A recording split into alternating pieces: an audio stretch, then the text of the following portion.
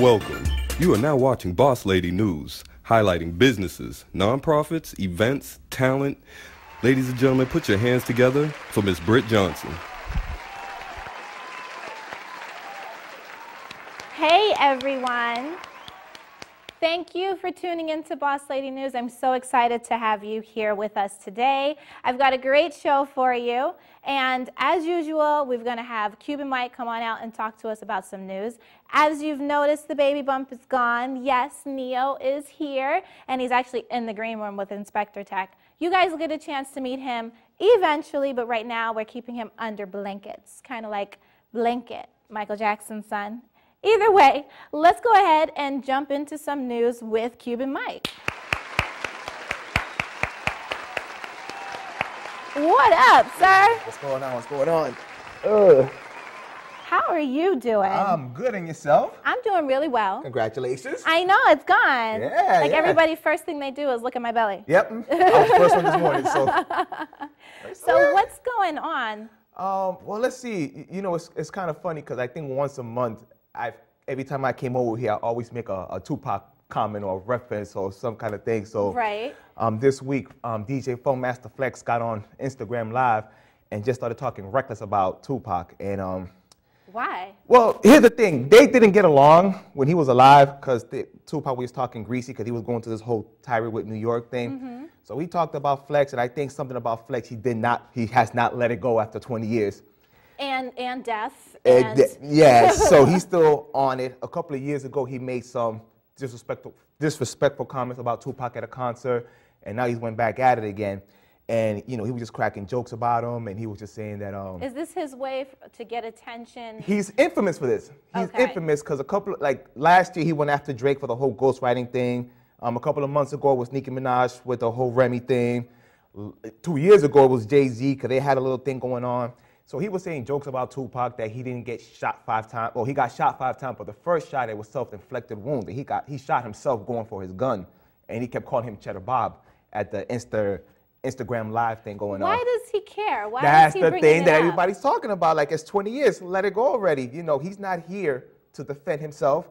And not only that, like, you know, if you speaking up on the dead, I mean, he's not be here, but you got to remember, he still got a sister that's still alive. He had friends that's still alive. You know, you have other comrades that, you know, he has 3 dudes, so anything could happen. Anything can happen. Yeah, so. That's a little disrespectful. So it's been going on, and I always keep, you know, it's this thing with human nature, you know, when somebody is that beloved because he's an iconic figure, they don't like, and people don't like that, they don't like that fact that he gets looked upon like the second coming or that godly look, but love it or hate it, you know, he's an icon. Absolutely. Nobody could at any point say anything in reference to political statements that Tupac might have made, in reference to how, you know, he was on both ends when it comes to females and women. And also you got to remember, I think it's like some kind of funny hip-hop Tupac ghost going around because you also got to remember the movie's coming out next month. Absolutely. So I think he's still coming around saying that. Maybe this is a promo for the movie. This is a sign saying I need to start something before this movie comes out to make sure I'm still relevant. So I think the spirit in hip-hop is still coming around him saying that. All right, Funk Master Flex, we're going to have to let it go. 20 years, just let it go. Have to let it go. Yeah, so, what else do you have? TLC.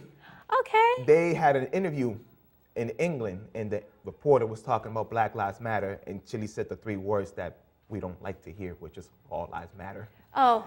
Yeah. Right. So it went from that to, you know, she was saying that, you know, every issue that everybody has should be in the forefront, not just Black lives, just all human life should matter, and Black Twitter, just let her have it. Because I feel like celebrities are trying to keep it PC. Yeah. They're trying to keep it PC, but they want to speak on it, but they want to keep it PC. Yeah. And I think it's okay. I'm just going to say this.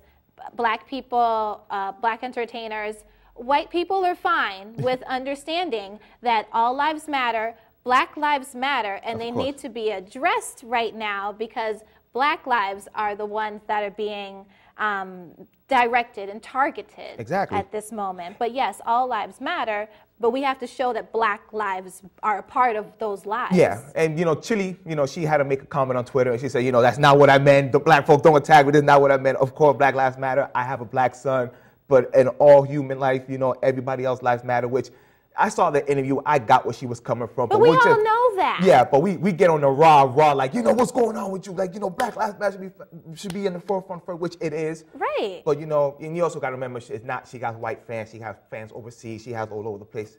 They got an album to come out, so, you know, you got to keep it PC. Exactly. I think the world is ready for people to let go of some of that PC because we've got a president right now that is completely non-PC. Exactly.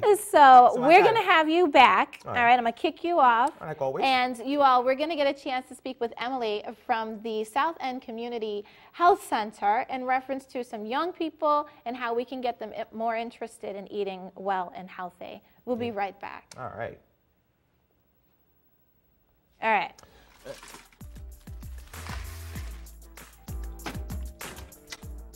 Thank you.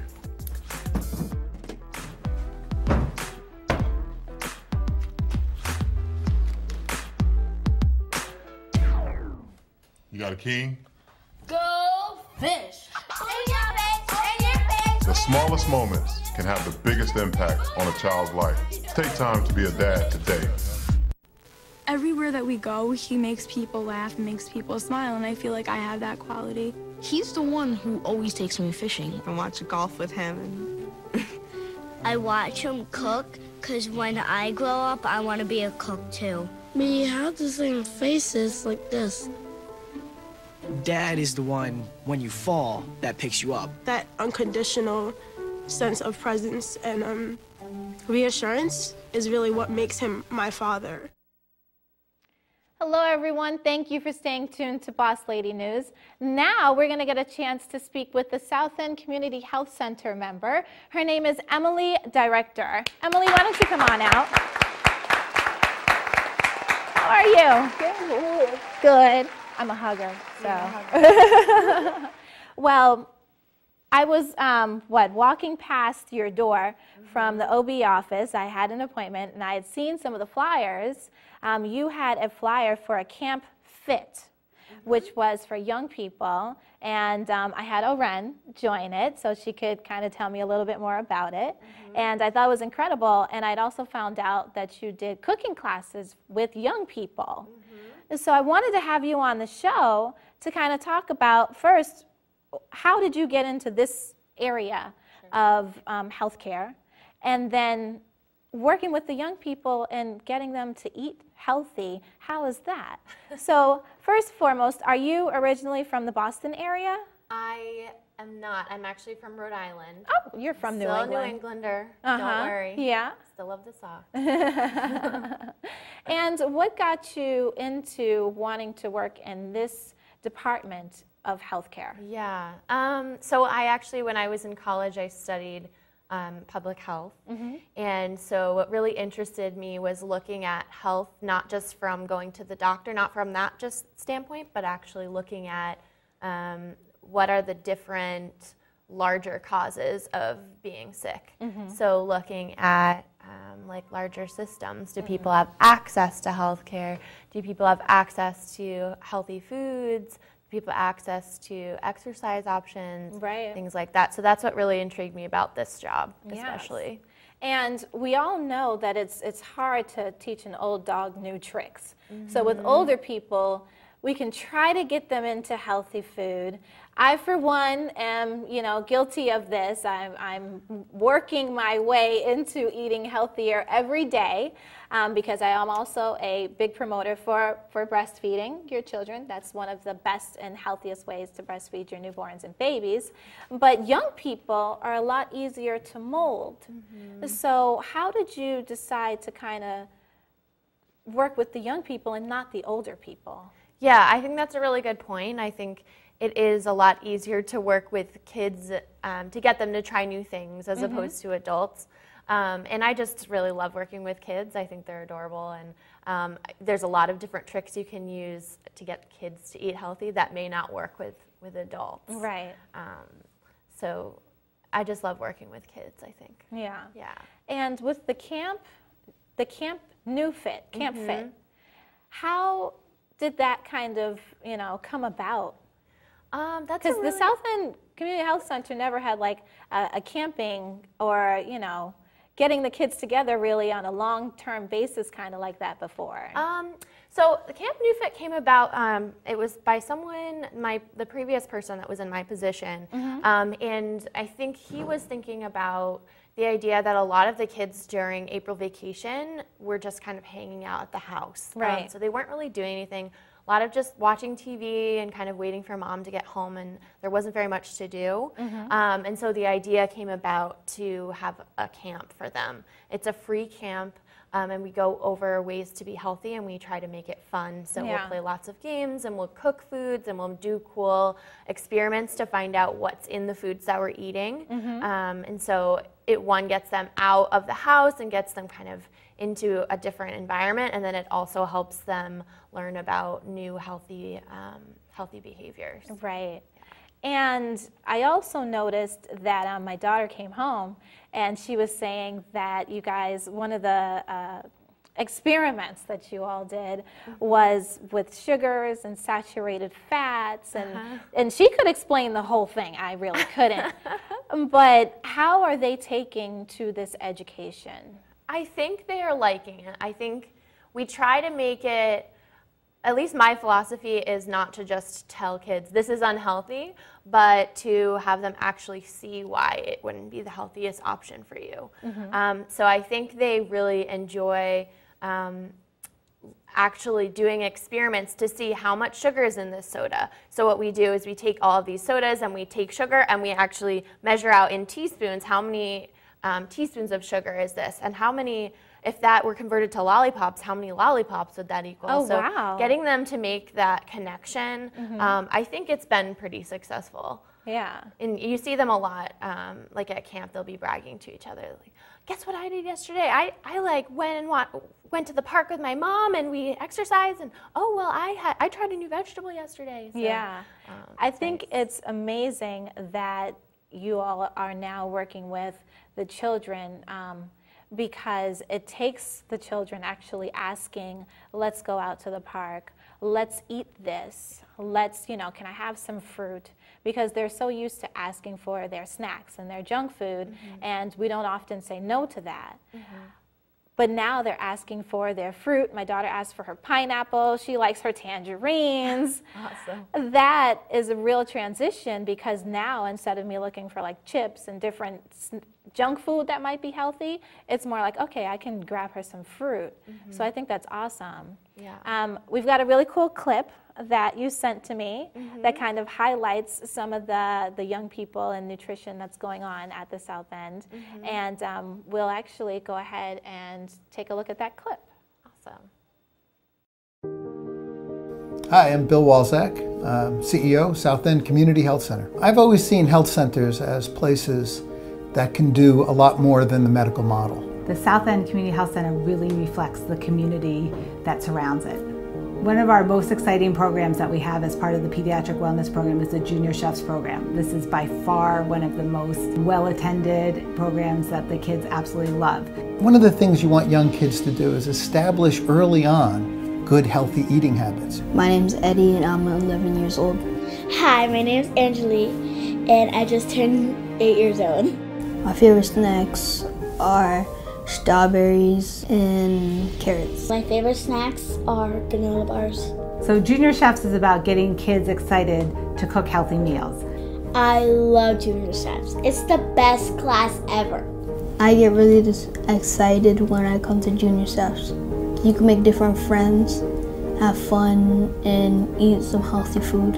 The kids come together and as a group they will make a dinner and then they'll eat it. And we're teaching them how to use healthy ingredients and different foods than they're used to using. It teaches kids how to cook healthy stuff instead of fattening. They're always making new and fun snacks. And so if we're able to get to younger kids at an earlier age and teach them about what's good, healthy nutrition and get them to like it. We know that they are bound to continue these habits as adults. The people at Junior Chefs are really friendly. And they're really nice to you. We really view ourselves as a family. That Junior Chefs is the best place for your kids to go, and it has a nice teacher, everybody, and it has nice volunteers. Many kids can't wait to tell me about what they did this week in volleyball or junior chefs or in the new pediatric stars program. Ever since I've been going to junior chefs, I think I've been a nice person to people and making new friends over there. I hope you all enjoyed that, and I've been going to the South End Community Health Center for quite some time. My oldest daughter is 16, and that's where, you know, she had been ever since she was born.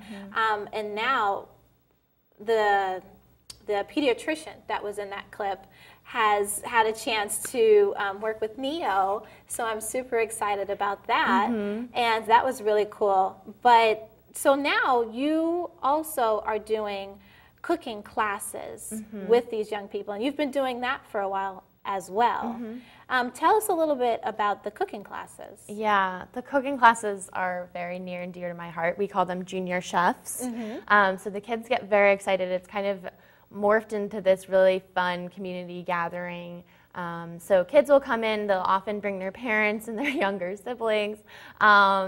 And basically I come up with a recipe every week that I think that they would like to make. And then we all cook it together as a team. We will make everything. We divvy up tasks and then have them wash their dishes and have them put everything in the oven. They're really doing it all by themselves. And then at the end we all eat together as kind of a community. So it's really fun. For me, I find this is the most effective tool for picky eaters, for kids that really are not into vegetables or fruits. I think this is a really effective tool, getting them to cook together with their families, with their friends, and really from start to finish make a meal. I find that they're a lot more willing to try new things. Awesome. Yeah. I think it's important that more young people are getting a chance to get into the kitchen. I don't know if you guys have actually seen Junior Chef with Mr. Ramsay, but these kids are like doing flambés and they're doing steaks and they're learning how to make amazing salads. And I think there's a fear of having your child in the kitchen cooking. And that's maybe why a lot of people kind of, you know, keep the kids out of the kitchen and don't have them physically doing these things. Do you notice a responsibility change in some of the kids when they're working with you for the cooking classes? I definitely do. I feel like they come in, a lot of times they come in, they're very scared and they don't want to mess up or anything like that. And then once they're in for a couple of classes, they kind of get used to it and they get more comfortable with using the equipment. And you see them, like some of our more seasoned chefs will be helping out the newer members that are a little bit scared, and they're telling them, oh, this is how you crack the egg, this is how you cut this vegetable, something like that. So it's definitely taken on that kind of vibe. Well, that's really cool. Are there any additional opportunities for any of our viewers to get out there and either become a part of the cooking classes, the junior chef classes with their young people, or any other programs that'll be coming up? Yeah, so basically what we have during the week, we have programs every single day for kids.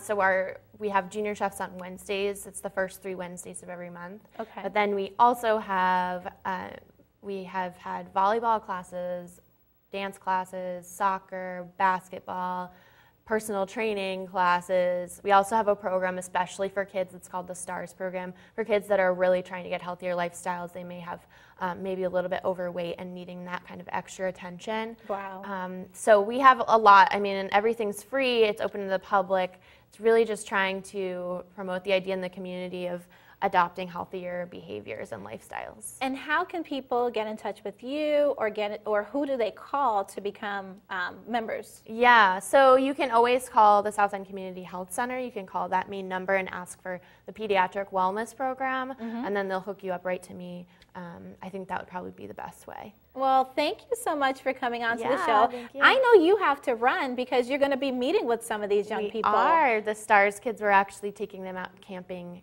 in Franklin Park. That's awesome. So, yeah. Well, thank you for coming. I can't wait to have you come back on, and maybe we're going to do some cooking with some young people. We would love to. Okay? Yeah.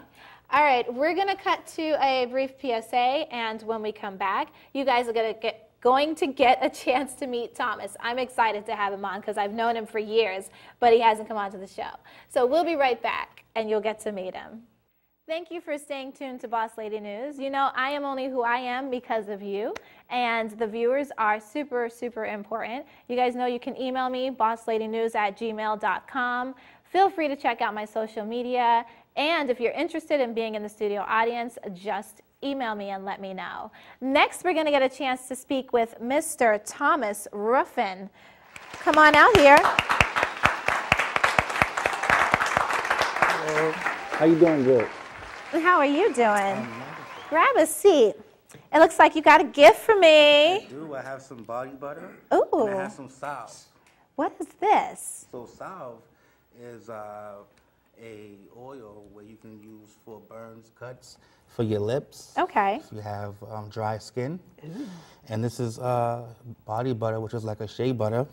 Are these your new products? What is this? They are. And this is natural. Okay. We have them in all different types of scents. So it's called Naya's Body Butter. Okay.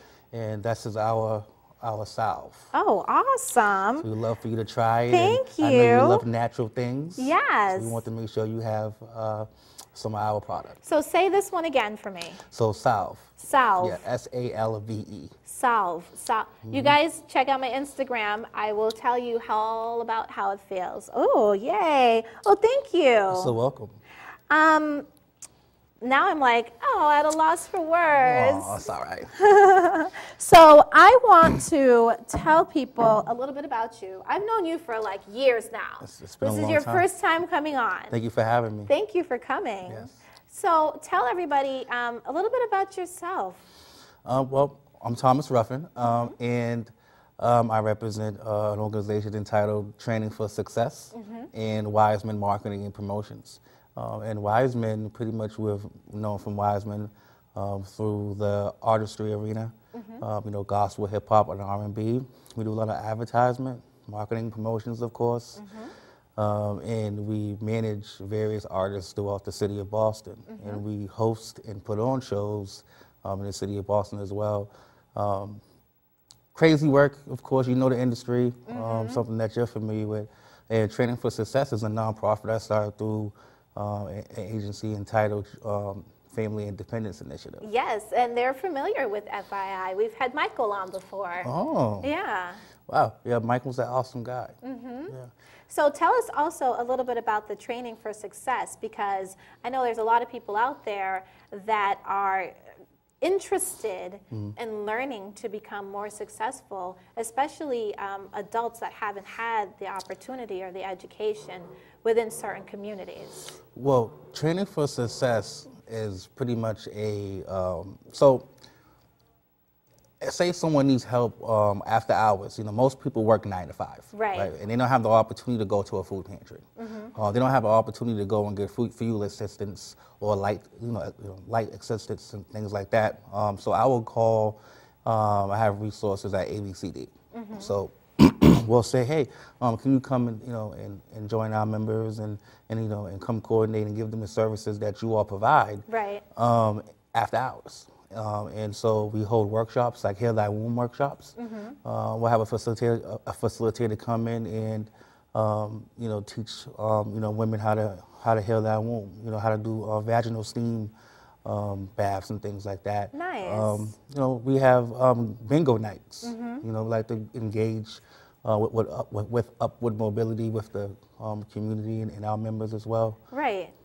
So you're not just Wiseman working with entertainers, you're also Training for Success and helping the community to rebuild itself and promote and market themselves and learning about themselves.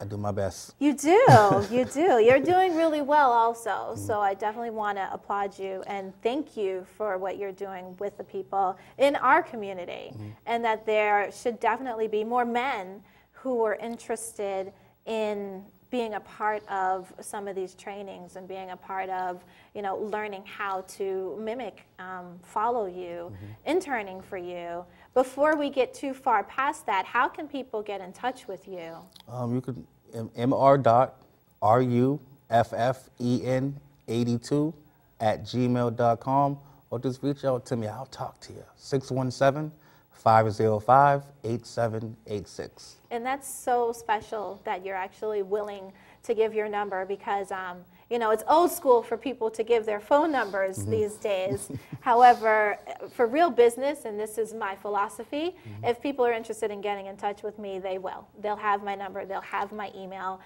Don't try to do business with me through social media. Please feel free to contact me directly. Now, you've got a variety of events that you work on, both with Training for Success and with your Wise Men Marketing. And there's a Mother's Day event that you've been coordinating for FII for a couple years, is that correct? This is our 3rd year. 3rd year, nice. Yeah, so we wanted to do something for Family Independence Initiative's mothers and incorporate mothers in the community. Right. And we also, you know, have a sister organization entitled Union Capital Boston. So we wanted to just honor the mothers in the community. And this idea really came from losing my mom at a young age. Wow. My mom was brutally murdered when I was 3 years old. Okay. And I had wonderful mother figures. Nice. Like one of my mom's mother figures were Ethel Gare. One was my great aunt, Wilma Ruffin. And I had one, her name was Virginia Bufford. Right. Virginia Bufford. So, you know, just having great women who inspired me to be great, kept me in prayer, made me want to just pay it forward and, you know, give the other mothers in the community just love and support. Right. So that's why, you know, that inclusion, that's why I do it every year. It's so beautiful that you said that. There are so many people out there, including myself. I know my mother, but I had some amazing mom figures that still today are amazing. And I think it's really special that you've recognized these women who took on that figure for you. Right. Yeah. And doing this event for all of the moms in the community. Right. Now, I know with this event, you've merged the two. You've merged working with the community and your performers. So you've got a group that's going to actually be performing for the event. Right. And how did that come about? Well, I met Bobby from the group Chocolate Snowflake. I know the name is funny, but you know when you hear them sing, it's just a sight for sore eyes. Right. You know, and so I met Bobby. Bobby did a show entitled "Stand and Bring It," which one of my colleagues and great friend Bobby Stevenson introduced us. And you know, I said, "Hey, I saw Bobby. I should say Chocolate Snowflake." And I seen some videos of them singing, and I was like, "What? These guys can sing!" I was like, you know, call Bobby up. Hey, can you, how can I get you to perform on my show? Bobby's gonna hit this sweet high note. It's gonna make you weak in the knees. So get near your couches.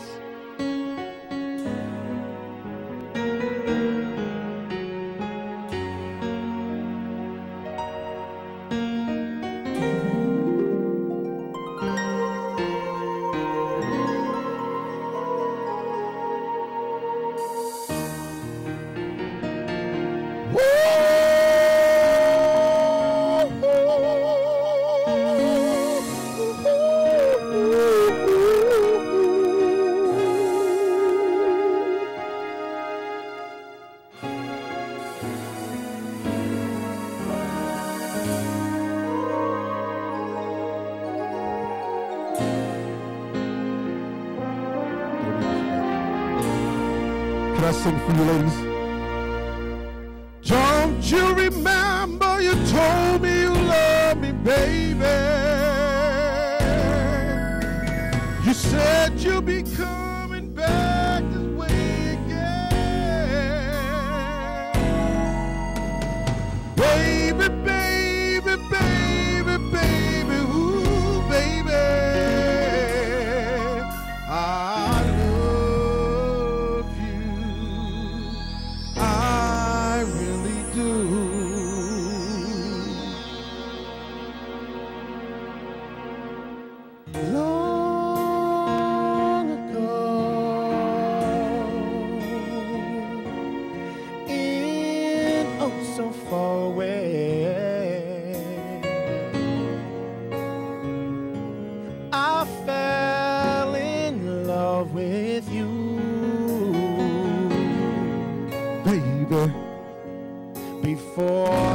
playing show.